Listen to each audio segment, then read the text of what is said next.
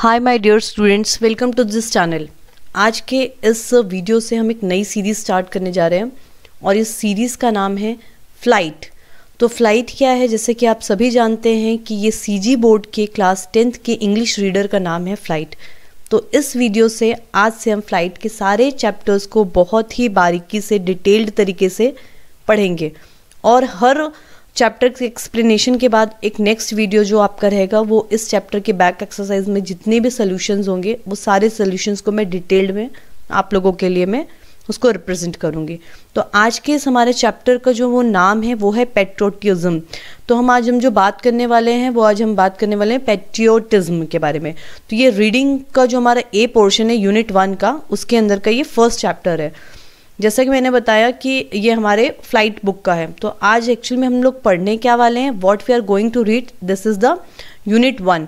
और आपके यूनिट 1 का नाम क्या है बेटा, इंस्पिरेशन। तो what do you mean by the term inspiration? Inspiration से आप क्या समझते हैं? इंस्पिरेशन का मतलब होता है प्रेरणा, ठीक है। किसी से आप इंस्पायर होते हैं, जब आपको किसी की कोई बात बहुत अच्छी लगती है तो आप उस चीज़ को एडमायर करने लग जाते हैं। तो अब इस यूनिट का नाम इंस्पिरेशन क्यों पढ़ा है? क्योंकि इस यूनिट में जितनी भी स्टोरीज हैं, that is reading A, reading B, reading C, इसमें हर चैप्टर में ऐसा कुछ ना कुछ आपको, सारी स्टोरीज में कुछ ना कुछ ऐसा सीखने को मिलेगा जिससे आप इंस्पायर होंगे, ठीक है। तो आई होप यहाँ तक आपको पता चल गया होगा कि आज हम क्या पढ़ने वाले हैं और क्यों पढ़ने वाले हैं। तो आज के हमारे इस चैप्टर का नाम बेटा क्या है, पैट्रियोटिज्म। और इस चैप्टर में आपको पढ़ने के बाद आप पैट्रियोटिज्म को बहुत अच्छी तरीके से लिख सकते हैं, चाहे वेदर वो आपसे कोई 20 वर्ड्स में पूछे, चाहे वो लॉन्ग आंसर्स में पूछे, चाहे आपसे ऐसे क्यों ना पूछ ले, लेकिन आप बहुत अच्छे से पैट्रियोटिज्म के बारे में बता पाएंगे। तो सबसे पहले बिफोर स्टार्टिंग द स्टोरी को स्टार्ट करने से पहले I would like to introduce the characters of the story. मतलब इस स्टोरी में जो भी जितने भी मेन कैरेक्टर्स हैं, मैं सबसे पहले आपको उनके बारे में बताऊंगी। देखिए, सबसे पहले इसमें एक बच्चा आता है जिसका नाम है अजित, ठीक है। अजित आप ही लोगों की उम्र का एक छोटा सा बच्चा है और इसको पैट्रियोटिज्म के बारे में जानने के लिए बहुत अंदर से क्यूरियस होता है, दैट मीन्स बहुत ज़्यादा अंदर से उत्सुक होता है, जिज्ञासु होता है, ठीक है। देखिए, ये जो वीडियो है इसमें मैं बाइलिंगुअल लैंग्वेज का इसलिए यूज़ कर रही हूँ जिससे आपको सारी चीज़ें बहुत अच्छे से समझ में आए। इसके बाद दूसरी छोटी सी एक बच्ची जिसका नाम है नैना। नैना और अजित जो हैं वो भाई बहन हैं और ये इनके एक है नाना जी, जो इस पूरे चैप्टर में इनको पैट्रियोटिज्म के बारे में बहुत प्यार से बताते हैं। तो आई होप यहाँ तक आपको पता चल गया होगा कि इस स्टोरी में आपको मेनली किन किन के बारे में देखने को मिलेगा। आपको सबसे पहले अजित एक कैरेक्टर मिलेगा, फिर नैना मिलेगी और फिर नाना जी, और एक सस्पेंस वाले कैरेक्टर है जिसके बारे में मैं आपसे सबसे वीडियो के एंड में पूछूंगी कि आप बताइए कि वो जो कैरेक्टर है उनका रिलेशन नाना जी, अजित और नैना से क्या है। अब स्टोरी स्टार्ट करने से पहले बेटा मैं सबसे पहले आपको ब्रीफली ऑथर के बारे में बताती हूँ। ये जो ऑथर होते हैं वो कौन होते हैं, जो स्टोरी को लिखते हैं। तो इस बुक के इस चैप्टर की जो स्टोरी है उसको किसने लिखा है, रामेंद्र कुमार ने। अब रामेंद्र कुमार क्या है, he is a Indian writer for a children. बच्चों की स्टोरी को लिखने वाले ये इंडिया के बहुत ही फेमस राइटर हैं। अराउंड इन्होंने अब तक 20 बुक्स को लिख लिया है और जिसमें से इनकी 7 बुक्स जो है वो फॉरेन लैंग्वेज में ट्रांसलेट हो चुकी हैं और 8 बुक्स जो है वो इंडियन लैंग्वेज में अब तक ट्रांसलेट हो चुकी हैं। तो that means he is a very famous writer for children in India. Okay, I hope अब आप ऑथर के बारे में अब आपको पता चल गया होगा। ये थोड़ा बहुत आपको पता ही होना चाहिए, जो आप चैप्टर पढ़ रहे हैं उसको किसने लिखा है, आखिर उसके ऑथर कौन है, इतना आपको पता होना चाहिए। अब without wasting any time we will start our story. बिना समय वेस्ट किए अब हम अपनी स्टोरी को स्टार्ट करते हैं। देखिए, सबसे पहले मैंने आपको बताया ना, स्टोरी में एक अजित है। अजित पूछता है अपने नाना जी say that Nana ji what is patriotism. वो अपने नाना से क्या पूछता है कि नाना पैट्रियोटिज्म क्या होता है, ठीक है। तो देखिए, वो पूछता है, लेकिन नैना जो उसकी बहन होती है ना वो बहुत स्मार्ट होती है, तो वो तुरंत क्या बोलती है, it means going to jail like a Gandhi ji and Chacha Nehru और dying for the country like a Bhagat Singh. तो नैना क्या बोलती है, इसका मतलब क्या होता है कि गांधी जी की तरह आपको कहाँ जेल चले जाना या चाचा नेहरू की तरह अपने देश के लिए मरना। तो अब नाना जी क्या बोलते हैं, नाना जी बोलते हैं yes Naina you are right, Naina तुम बिल्कुल सही हो, but it also means a lot more, लेकिन पैट्रियोटिज्म इससे भी बहुत ज़्यादा है। To be patriot, one needs not die or to go jail. One can show one's love for one's country in many small ways. अब नाना जी बोलते हैं कि ठीक है, तुम जो कह रही है वो तो सही है, पर ये पैट्रियटिज्म जो है वो इससे भी बहुत ज़्यादा बढ़ कर के है। किसी व्यक्तियों को पैट्रियट होने के लिए अपने देश के लिए मरना या जेल जाना है सिर्फ काफ़ी नहीं है, पर वो अपने देश के लिए अपना प्यार जो है वो बहुत ही छोटे छोटे तरीकों से शो कर सकता है। तो अगर आपको पैट्रियटिज्म के बारे में पहली लाइन लिखना हो तो क्या हो सकता है? It is a one's love for one's country in a many ways. ठीक है, आप ये लिख सकते हैं। अब वो पूछती हाउ, बाय लविंग इट्स। फिर नाना जी वो उसने पूछा हाउ, तो नाना जी बोलते हैं by loving its culture and its people. कैसे? तो वो बोलते हैं कि आप अपने देश के लोगों से, वहाँ के संस्कृति से, कल्चर का मतलब होता है संस्कृति से आप प्यार करिए। ये भी आपका कहीं ना कहीं देश के लिए पेट्रियटिज्म को बताता है, देश प्रेम को दिखाता है। ठीक है, अब जो है, अब नाना जी बोलते हैं कि do you remember Ajit, on 26th after the Republic Day parade a tune was being played। तो नाना जी अब क्या पूछते हैं अजित से, अजित तुमको याद है 26 में जब रिपब्लिक डे के बाद जो परेड हुई थी उसके बाद एक ट्यून बजी थी? तो वो बोलता है yes nana ji, as soon as the tune started you stood and continue to standing till the end. वो बोलता है हाँ हाँ नाना जी, बिल्कुल मुझे याद है, जैसे ही ट्यून स्टार्ट हुई थी आप खड़े हो गए थे। यू स्टूड का मतलब होता है बेटा खड़े हो जाना, and continued standing till the and, और तब तक आप खड़े रहे जब तक वो ट्यून खत्म नहीं हो गई। तो नाना बोलते हैं do you know what the tune was. अब नाना जी बोलते हैं कि तुमको पता है बेटा वो ट्यून क्या थी? अब इसके बाद कि आगे स्टोरी में देखिए क्या हो जाता है। तो वो बोलता है yes I know Nana ji, Naina said. नैना बोलती हाँ हाँ बिल्कुल नाना जी मुझे पता है, it was our national anthem that is Jana Gana मन। वो बोलती हाँ नाना जी मुझे पता है, वो क्या था हमारा नेशनल एंथम, और हमारा नेशनल एंथम क्या है बेटा? जन गण मन। तो जन गण मन की ट्यून आप लोग अब मुझे कमेंट में लिख करके बताइए, और आप स्कूल के अलावा कहाँ कहाँ सुनते हैं। गुड। अब नाना जी बोलते हैं good, but do you know why I got up and stood to attention. अब नाना जी बोलते हैं कि क्यों मैं खड़ा हो गया और एकदम से खड़े होकर के एक अटेंशन के पोज में था। स्टूड का मतलब मैंने पहले ही बताया कि बेटा खड़े होना होता है, गॉट अप का मतलब भी तुरंत आप जिस जगह पे बैठे वहां से उठ जाना और खड़े हो जाना। ठीक है, तो नैना बोलती नो नाना जी वाई। अब वो जैसे नाना जी ने उनसे क्या पूछा कि आपको पता है कि मैं तुरंत क्यों उठा अपनी जगह से खड़ा हो गया? तो नैना बोलती नहीं नाना क्यों? तो नाना जी बोलते हैं as a mark of respect to the national anthem. नाना जी ने जवाब दिया कि नेशनल एंथम के प्रति अपना सम्मान शो करने के लिए मैं खड़ा हुआ था। And unfortunately I was the only one two do. अब वो बोलते हैं लेकिन अनफॉर्चुनेटली का मतलब बेटा होता है दुर्भाग्यपूर्वक बात। ठीक है, तो वो बोलते हैं कि अनफॉर्चुनेटली सिर्फ मैं ही एक ऐसा था जो उस वक्त मैंने ऐसा किया। Your father continued to read the paper and your mother went to on with her conversation on the phone. क्यों? क्योंकि उस वक्त जो है नाना जी तो खड़े हो गए, लेकिन जो नैना और अजित के मम्मी पापा थे वो अपना अपना काम करते थे। उसके पिताजी अब जैसे पेपर पढ़ रहे थे वो अपना कंटिन्यू पेपर पढ़ रहे थे, और उसकी मम्मी जो है वो क्या कर रही थी? फोन में एज यूजुअल बात कर रही थी। ठीक है, earlier in this cinema hall at the end of the movies the national anthem was played. अब नाना जी कहाँ की बात करने लगे बेटा? सिनेमा हॉल की। कहाँ की बात कर रहे हैं? सिनेमा हॉल की। ठीक है, तो वो बताने लगे कि पहले की बात है कि सिनेमा हॉल में जब भी मूवी खत्म हुआ करती थी ना, तो हमेशा नेशनल एंथम को स्टार्ट किया जाता था। आप में से बहुत बच्चे शायद जो छोटे होंगे वो कभी नेशनल एंथम ऐसा उन्होंने सिनेमा में देखा होगा।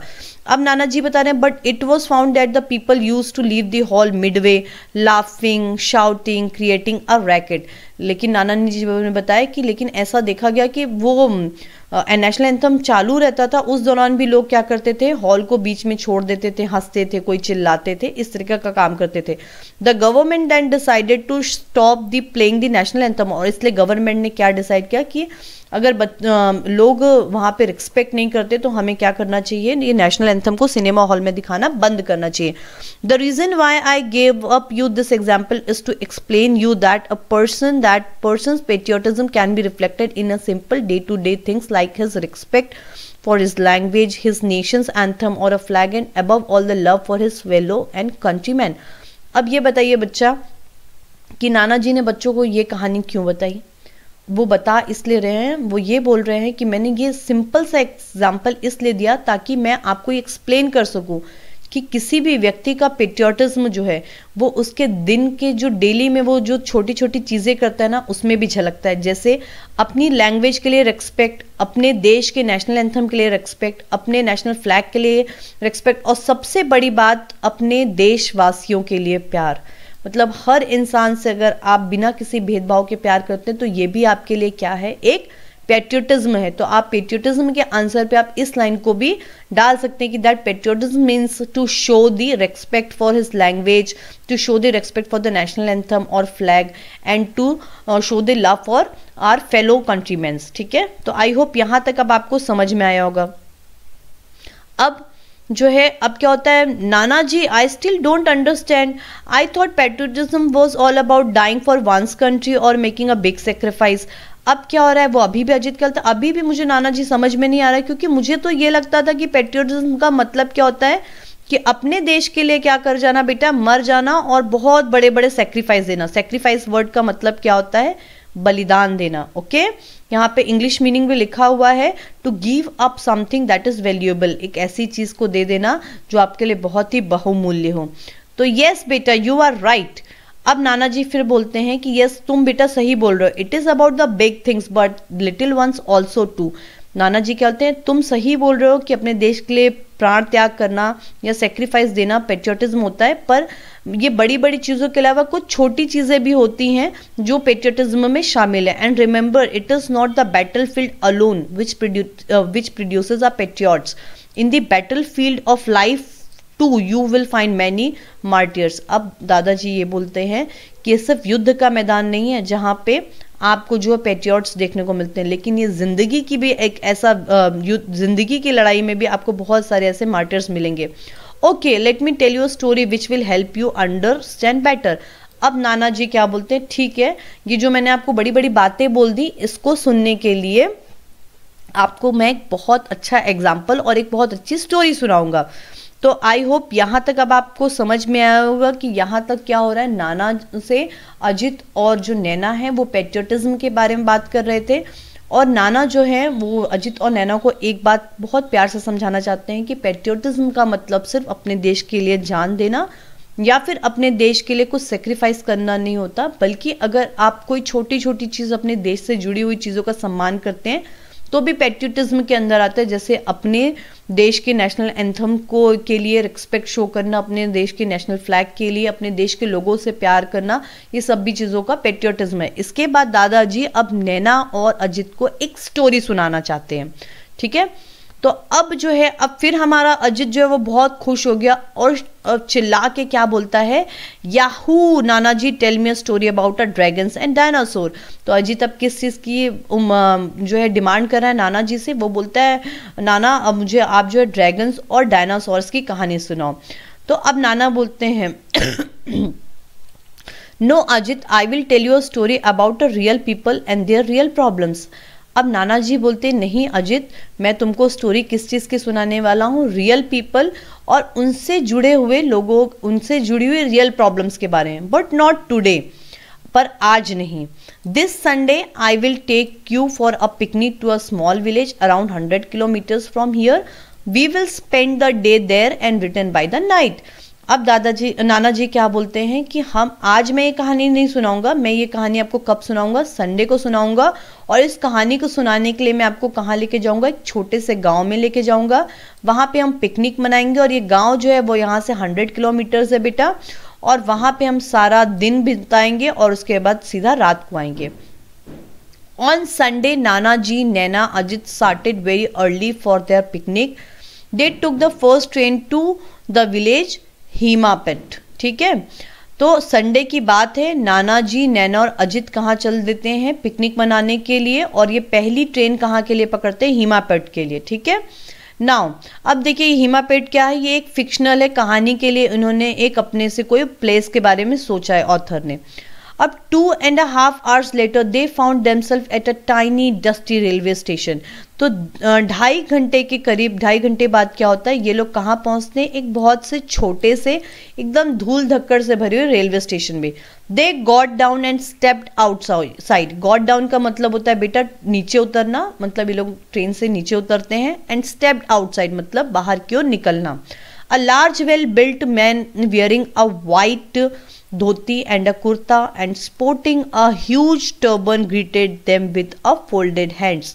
तो अब बताओ कि क्या हुआ। जैसे ही वो स्टेशन से बाहर आते हैं तो वेल बिल्ट मैन का मतलब एक अच्छा हट्टा कट्टा इंसान, काफी बॉडी बिल्डर टाइप का इंसान, क्या पहना हुआ है, वाइट धोती एंड कुर्ता, वो क्या पहना हुआ है, सफेद धोती और कुर्ता, और जो है उसकी टर्बन जो है वो बहुत सुंदर लग रही है। वो क्या करता है, उन लोगों को दोनों हाथ जोड़ करके उनको प्रणाम करता है। ग्रीट का मतलब बेटा किसी को क्या करना होता है, विश करना होता है।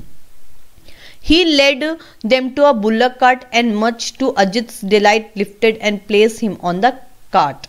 अब वो उनको कहाँ लेकर के जाता है, वो उनको एक बुलक कार्ट में लेकर के जाता है। और अजित को सबसे ज्यादा खुशी किस चीज की हो रही है कि उसको उस बुलक कार्ट में जगह मिल जाती है। The cart trundled on for most an hour till they finally reach the village. यहाँ पे ट्रंडल्ड का मतलब होता है बेटा बहुत धीरे धीरे चलना। तो वो जो कार्ट, बुलक कार्ट जो होती है वो लगभग घंटे के करीब चलती है और धीरे धीरे चलते चलते वो कहाँ पहुंचती है, गांव में पहुंचती है। They aligned in front of a large brick house. और वो लोग कार्ट जो है वो कहाँ ले जाके उनको खड़ा करती है, एक बहुत बड़े ईंटे के बने हुए घर पे। An elderly man and a women came out greeting नाना जी। अब क्या होता है, एक बूढ़े आदमी और एक औरत जो है वो बाहर निकलती हैं और नाना जी को प्रणाम वगैरह करते हैं। फसिंग ओवर द किड्स, और उन लोग किड्स को देख करके काफी नर्वस हो जाते हैं। They spoken in a dialect which Naina and Ajit found difficult to understand. अब अजित और नैना पहली बार गांव गए थे तो उन्होंने वहां की कभी भाषा को सुना नहीं था, तो उनकी भाषा जो है, डायलेक्ट का मतलब बेटा होता है भाषा या लैंग्वेज, ठीक है। वो ऐसी लैंग्वेज में नैना और अजित से बात करते हैं जो कि अजित और नैना जिनको सुनने में समझने में उनको दिक्कत होती है। एन आवर लेटर, अब एक घंटे के बाद, after they had their breakfast nana ji took them to a huge peepal tree where there was a platform. अब एक घंटे के बाद जब वो लोग अपना ब्रेकफास्ट कर लेते हैं तो नाना जी उनको कहाँ लेके चले जाते हैं बेटा, एक बहुत बड़े पीपल के पेड़ के पास लेकर के जाते हैं जहाँ पे एक प्लेटफॉर्म बना होता है। आप लोगों ने देखा होगा कई बार पेड़ के आजू बाजू क्या होता है, चबूतरा टाइप का बना होता है। ओके, तो यहाँ पे पहुंचने के बाद क्या होता है, नाना जी स्टार्टेड अ स्टोरी। अब जिस कहानी के लिए नाना जी यहाँ पे अजित और नैना को गांव लेकर के आए थे, नाना जी वही कहानी स्टार्ट करते हैं। अब कहानी जो है, around 10 years ago there was a young man whose name was आकाश। नाना जी बताते हैं 10 साल पहले की बात है, यहाँ एक लड़का हुआ करता था जिसका नाम था Akash. He was studying to be a doctor, और वो किसके लिए पढ़ाई कर रहा था, डॉक्टर बनने के लिए। After he completed his MBBS he worked hard and won a scholarship to USA।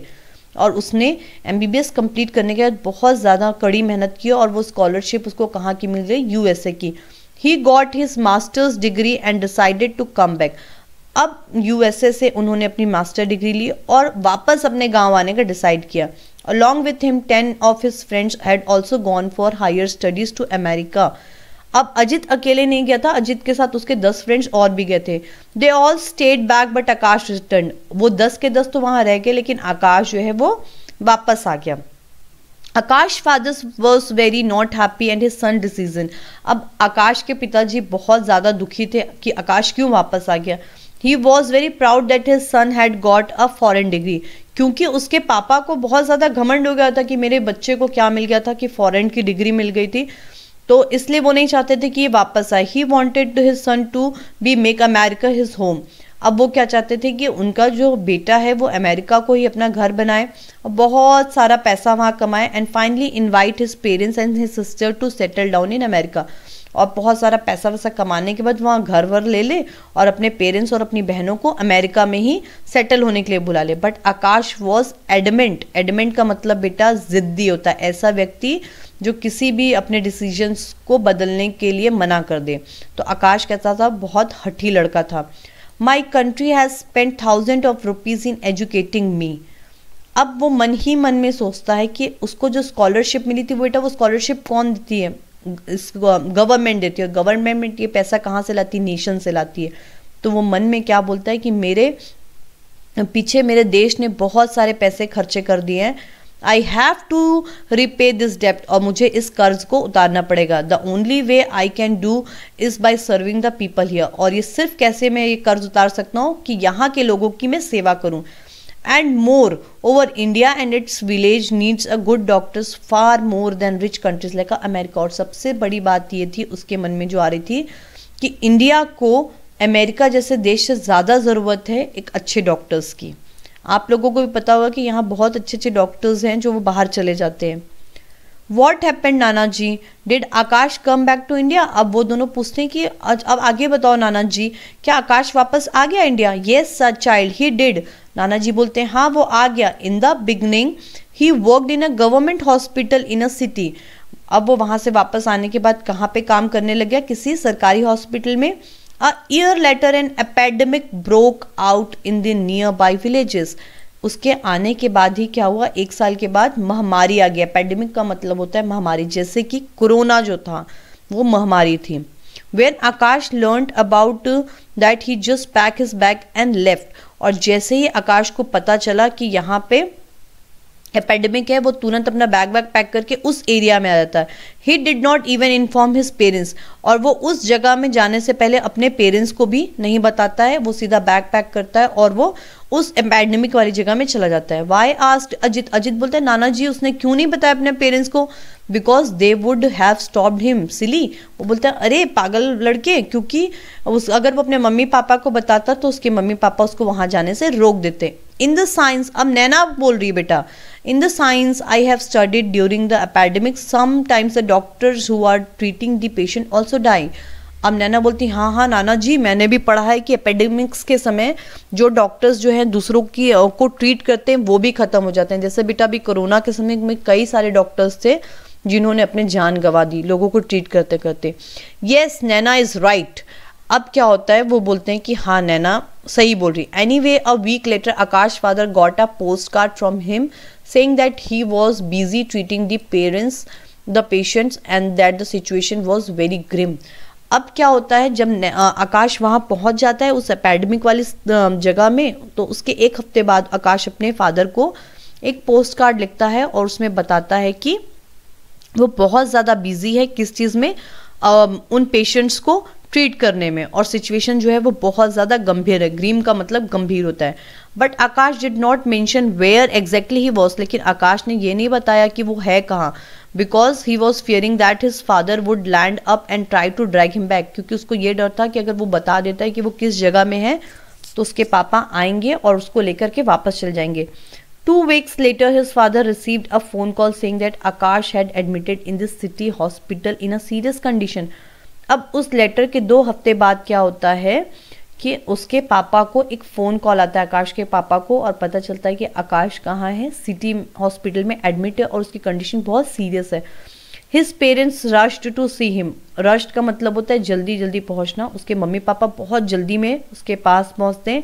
He was in a very bad state, और जो आकाश है वो बहुत ज़्यादा बुरी हालत में होता है बच्चों।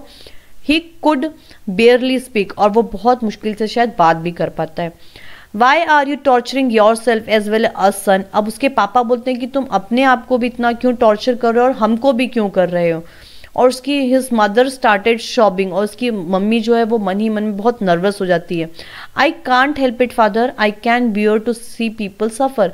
वो बोलता है कि पापा मैं इसमें आपकी मदद नहीं कर सकता क्योंकि मैं हमारे देश के लोगों को परेशान होते हुए और उनको इतना बीमार होते हुए नहीं देख सकता। अब उसके पापा बोलते हैं your friends are enjoying the life in America, earning a pots of money and living in a comfortable, and look at you here fighting for your life. अब उसके पापा बोलते हैं कि तो अपने फ्रेंड्स को देखो, वो अमेरिका में है, बहुत पैसा कमा रहे हैं, एक अच्छी ज़िंदगी जी रहे हैं, और अपने आप को देखो कि तुम यहाँ पे क्या कर रहे हो, तुम अपने जीवन के लिए लड़ रहे हो। I can't understand why what you are getting by doing all this, और मुझे समझ में नहीं आ रहा कि तुम्हें ये सब करके मिलेगा क्या। If you don't care about your self at least spare a thought for your poor mother. अगर तुम अपने लिए नहीं कुछ कर सकते हो तो कम से कम अपनी मम्मी के बारे में सोचो। जस्ट सी हर कंडीशन, उनकी हालत देखो। She has gone half mad worrying about you, वो लगभग पागल हो गई तुम्हारे बारे में सोच सोच के, ऐसा उसके पापा उसको बोलते हैं। I don't think I will ever be able to convince you about my action. फिर वो बोलता है कि शायद मैं आप लोगों को कभी भी अपने इस काम के लिए कभी भी आप लोगों को कन्विंस नहीं कर पाऊंगा कि मैंने ऐसा क्यों किया। All I can say is that I have the satisfaction that I had been able to serve so many lives. वो बोलता है सिर्फ मेरे अंदर एक चीज़ का सेटिस्फेक्शन है कि मैं अपने द्वारा इतने सारे लोगों की ज़िंदगी को बचा पाया. Forgive me, मुझे माफ़ करना. If I have tortured you, अगर मैंने आप लोगों को दुख दिया है तो मुझे इसके लिए माफ़ करना. But please try to understand that I could not help it. लेकिन प्लीज़ मुझे समझने की कोशिश करो कि मैं इसमें कोई भी मदद नहीं कर सकता. I can't to watch people dying all around me and not to anything. वो बोलता है मैं नहीं हेल्प कर सकता हूँ क्योंकि मैं लोगों को अपने आजू बाजू मरते हुए नहीं देख सकता और मैं शायद उस कंडीशन में किसी के लिए कुछ ना कर पाऊँ, ये मेरे हाथ में नहीं है. After battling for a month Akash died in his mother's arm. अब देखो क्या होता है बेटा, वो लगभग 1 महीने के करीब बहुत ज़्यादा बीमार रहता है और लास्ट में आकाश की डेथ हो जाती है. The entire village was there at his cremation and there was not everyone I was dry. देखो क्रीमेशन का मतलब होता है जब हम किसी मृत शरीर को जलाते हैं, उस प्रोसेस को हम क्रीमेशन बोलते हैं. तो जब आकाश को जलाया गया तो पूरा गांव वहां पे था और सबकी आंखें नम थीं. द विलेजर्स डिसाइडेड टू पे अ होमेज टू आकाश. और सारे जो गांव वाले लोग थे उन्होंने सोचा कि वो आकाश को श्रद्धांजलि देंगे. They launched a drive to collect a donation for building a small hospital the village. और उन्होंने क्या सोचा कि वो डोनेशन कलेक्ट करेंगे और एक छोटी सी बिल्डिंग बनाएंगे एक छोटे से गांव के लिए, एक छोटे से हॉस्पिटल के लिए गांव में. They approach to the local MLA who agreed to organise a hefty donation by thinking that the hospital would be named after him. अब वो लोग कहाँ गए, दौड़ते दौड़ते लोकल MLA के पास गए और लोकल MLA भी जो है उसने हाँ बोल दिया. उसको ये लगा कि हाँ हाँ ये लोग हॉस्पिटल बनाएंगे और किसके नाम पे रखेंगे, उस लोकल MLA के नाम पे. However, the villagers were adamant. लेकिन विलेजर्स भी जो थे वो बहुत जिद्दी थे. They took the money, built the hospital and called Akash parents for opening the ceremony. उन्होंने MLA से पैसा तो ले लिया लेकिन बाद में हॉस्पिटल बनवाने के बाद उन्होंने MLA को ना बुला करके किसको बुलाया, आकाश के पेरेंट्स को बुलाया उसकी ओपनिंग सेरेमनी के लिए. आकाश फादर इनॉग्रेटेड द हॉस्पिटल. और किसके पापा, आकाश के फादर जो है उस हॉस्पिटल का इनॉग्रेशन करते हैं. Come, I want to show you something, Nanaji said and taking their hands in his, he led them to a building. अब नाना जी बोलते हैं इधर आओ, मैं तुम दोनों को कुछ दिखाना चाहता हूँ. और अपने हाथ में उन लोगों का हाथ पकड़ के वो एक बिल्डिंग के सामने लेकर के जाते हैं. A few hundred meters behind the people tree. और वो कुछ 100 मीटर के करीब उस पीपल के पेड़ के पीछे थी. They spotted in front a blue broad. ठीक है, अब उसके सामने क्या था, एक ब्लू कलर का बोर्ड लगा हुआ था. देखिए आप किसी भी बिल्डिंग के सामने जाएंगे तो वहां पे एक बोर्ड लगा होता है कि उसका नाम क्या है. तो नैना बोलती Naina please read what is written. अब वो नाना जो है वो नैना को क्या बोलते हैं कि नैना जरा पढ़ो इस बोर्ड पे क्या लिखा हुआ है. तो नैना बोलती है कि इसमें लिखा हुआ है आकाश मेमोरियल हॉस्पिटल. तो मेमोरियल का मतलब क्या होता है बेटा, जब आप किसी की याद पे कुछ बनवाते हैं ना तो उस वक्त आप मेमोरियल वर्ड का यूज करते हैं. तो वो बोलती है कि इस हॉस्पिटल का नाम तो है Akash memorial hospital in the memory of Akash Rai. और उस जो डॉक्टर का पूरा नाम क्या था बेटा, आकाश राय. तो किसकी याद में बना था, वो डॉक्टर आकाश राय की याद में. Who save the village from the death. और उसके साथ क्या लिखा हुआ था, ये कैसा व्यक्ति था जिसने गांव वाले लोगों को मरने से बचाया. Naina looked at her grandfather, his eyes were wet with tears. Naina अपने नाना जी को देखती है और देखती है कि उनकी आंखें एकदम गीली हो चुकी, नम हो चुकी. Nana ji, Akash Rai, but your surname is also Rai. अब नैना क्या बोलती है कि नाना जी आकाश का सरनेम भी राय है और आपका सरनेम भी राय है. वॉज ही योर, क्या वो आपका, ऐसा बोल के वो शांत हो जाती है. Yes my child, he was my son, your mother's elder brother. नाना जी बोलते हैं कि हाँ वो मेरा ही बेटा था और तुम्हारी मम्मी का बड़ा भाई था. As a professor of philosophy I was always thought I knew everything about everything. अब नाना जी बोलते हैं, नाना जी क्या थे बेटा, वो प्रोफेसर थे, वो भी किस सब्जेक्ट के, फिलोसफी के. तो उनको इस बात का घमंड था कि वो फिलोसफी के प्रोफेसर है तो वो हर चीज़ के बारे में सब कुछ जानते हैं. पर वो फिर बोलते हैं but my son taught me the true essence of the term service and the real meaning of the word patriotism. लेकिन मेरे लड़के ने मुझे एक्चुअल में पैट्रियोटिज्म के बारे में बताया और सच्ची सेवा क्या होती है इसके बारे में बताया.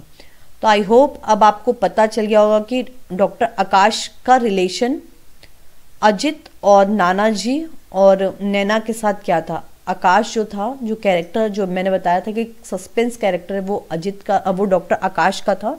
आकाश जो था वो नाना जी के लड़के थे और अजित और नैना के मामा थे।